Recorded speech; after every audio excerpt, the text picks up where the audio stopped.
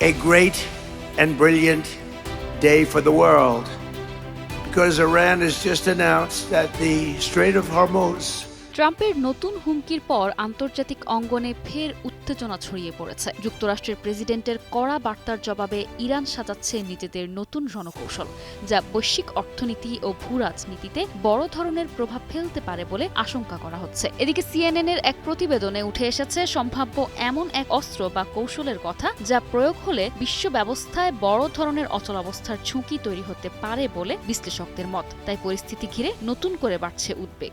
ঈদ আসবে, সাথে ক্যাশব্যাকও আসবে। নিজের বা প্রিয়জনের জন্য কেনাকাটায় এবারও নগদ পেমেন্টে পাচ্ছেন দারুণ ক্যাশব্যাক। তাই যাই কিনুন, পেমেন্ট করুন নগদে।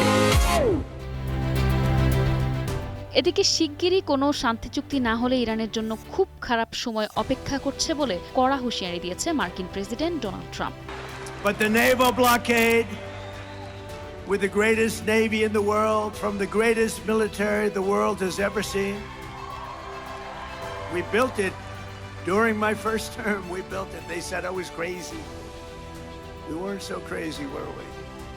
Will remain in full force and effect as it pertains to Iran until such time as our transaction with Iran is 100% complete and fully signed. অপরদিকে ট্রাম্প প্রশাসনের কাছ থেকে নতুন করে আলোচনার বার্তা পাওয়ার কথা নিশ্চিত করলেও ওয়াশিংটনের উদ্দেশ্য নিয়ে গভীর অবিশ্বাস প্রকাশ করেছে তেহরান। দু দেশের এমন মনস্তাত্ত্বিক লড়াইয়ের মাঝেই অচলাবস্থা ভাঙতে ট্রাম্প ফের বড় ধরনের সামরিক অভিযানের সিদ্ধান্ত নিতে পারেন বলে আশঙ্কা করছে মার্কিন সংবাদ মাধ্যমগুলো, যার প্রস্তুতি ইতোমধ্যে নিয়ে রেখেছেন তার শীর্ষ উপদেষ্টারা।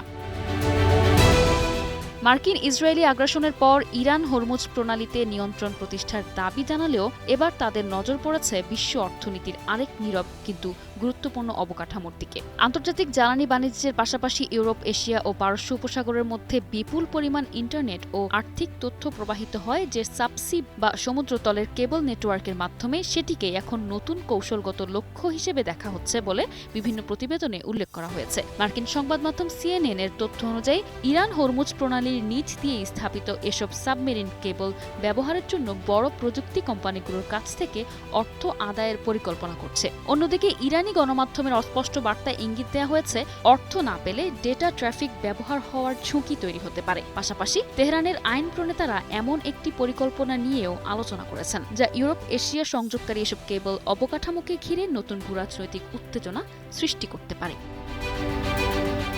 ইরানের বিপ্লবী গার্ড বাহিনীর ঘনিষ্ঠ গণমাধ্যম জানিয়েছে হরমুজ প্রণালী থেকে আয় আদায়ে তেহরানের এই পরিকল্পনার আওতায় গুগল, মাইক্রোসফট, মেটা ও অ্যামাজনের মতো কোম্পানিগুলোকে ইরানের আইন মেনে চলতে হবে। একই সঙ্গে সাবমেরিন কেবল পরিচালনাকারী কোম্পানিগুলোকে কেবল চলাচলের জন্য লাইসেন্স ফি দিতে হবে এবং কেবল মেরামত ও রক্ষণাবেক্ষণের একচ্ছত্র অধিকার থাকবে ইরানি কোম্পানিগুলোর হাতে। নিশা আলম, ডেস্ক রিপোর্ট, 21 টেলিভিশন।